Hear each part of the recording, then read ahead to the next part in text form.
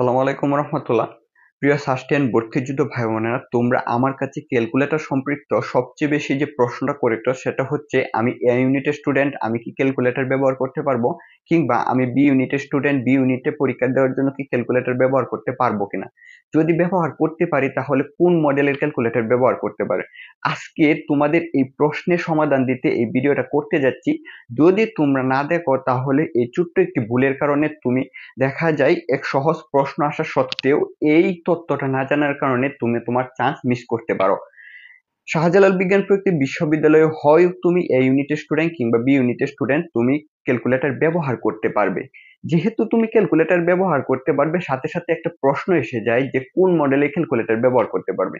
SUST তার ভর্তি পরীক্ষার জন্য 4 ধরনের ক্যালকুলেটর অনুমতি দিয়েছে। সেইগুলো হচ্ছে, তোমরা দেখতে পাচ্ছ হচ্ছে Casio, Sharp, Canon, Texas Instrument. এই 4টা ব্র্যান্ড আছে। এই 4টা ব্র্যান্ডের ক্যালকুলেটর শাহজালাল বিজ্ঞান প্রযুক্তি বিশ্ববিদ্যালয় এলাও করেছে।